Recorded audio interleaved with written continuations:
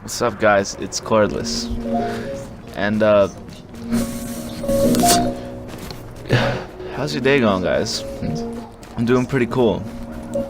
Let me know down in the comments. But I'm here. I'm trying to start a new series. I was inspired by other YouTubers and my friends actually to like try and tell you a story while I'm under the influence of marijuana. And yeah, I think it's gonna be pretty fun. But let's get into the story. One time I was at work, you know, doing me. I'm a cook at a restaurant. Won't give you the name of it because, just because.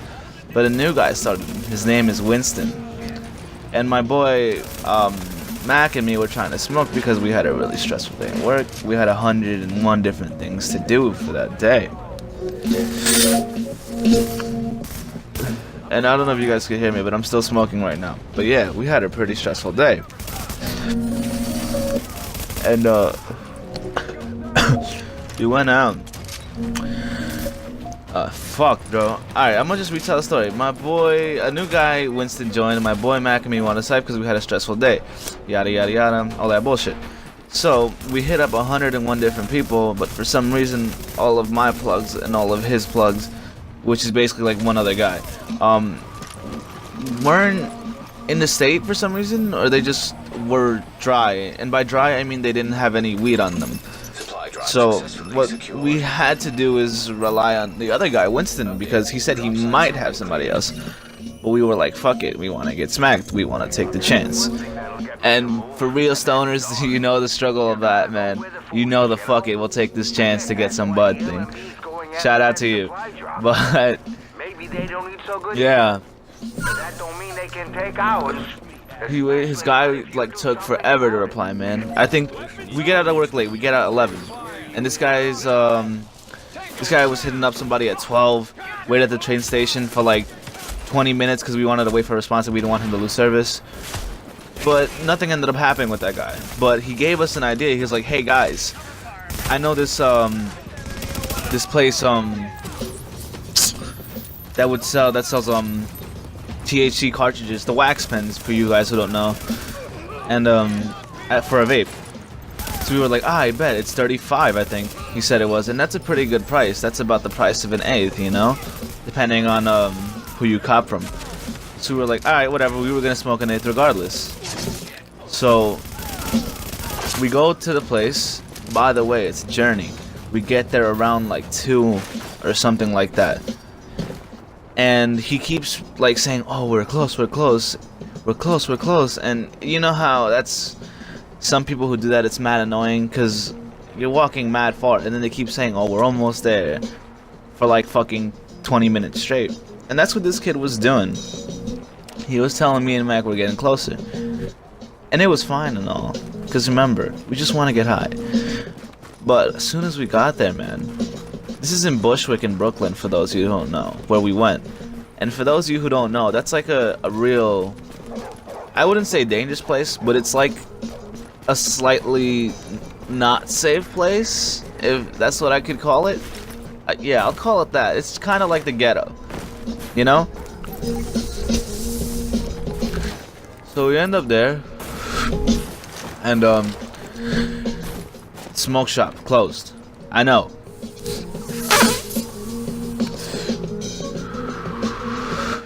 Really big L. Smoke shop is closed, and we honestly lost hope. My boy Mac is like, "Fuck it, bro. I'm about to just go home." But I'm like, I'm not gonna lie to you guys. I'm really experienced with this type of stuff, and I've been through this before, and these guys haven't. So I told them, "Hey, we're in like the fucking, kind of in like the ghetto, bro. We're kind of in the hood." So we just walk around, man. We keep asking random people for shit. Like, but for some reason, my boy Mac here in Bushwick, like I said, it's a pretty dangerous place, or not a safe place to be.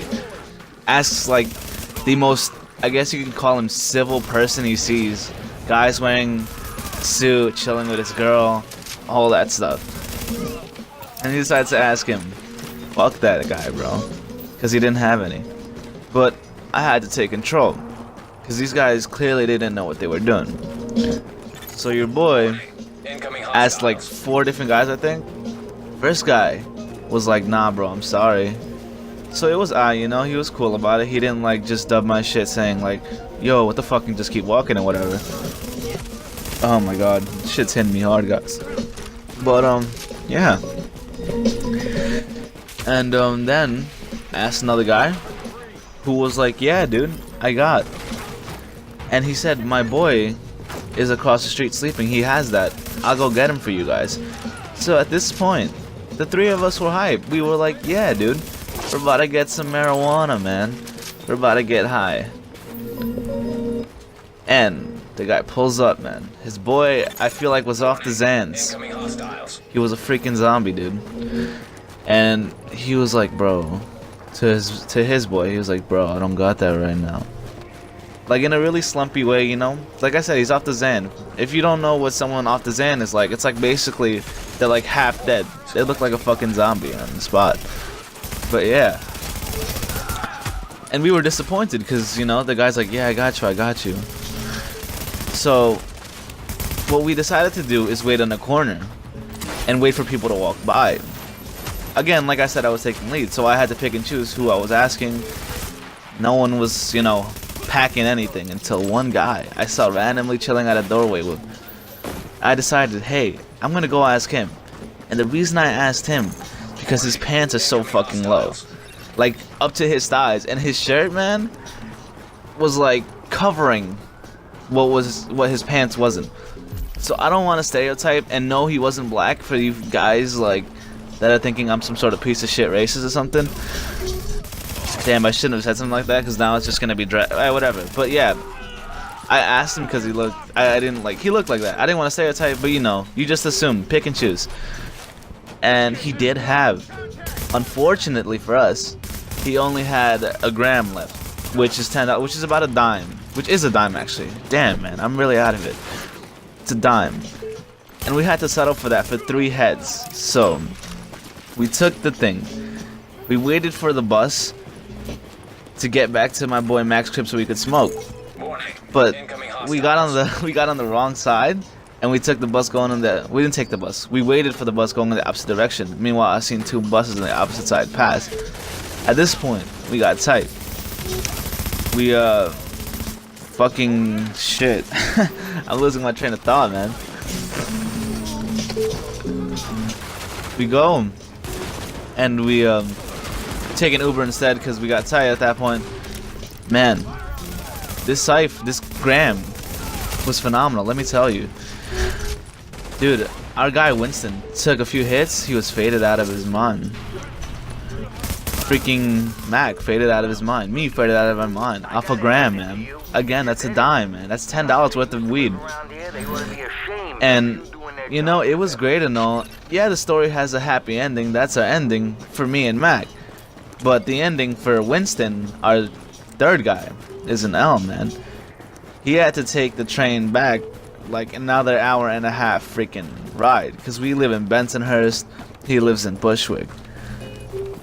I think so, at least. I don't remember. But he lived far. He had to take like 2 trains to get back to his place. But again, all in all, we got really high. We had a happy ending.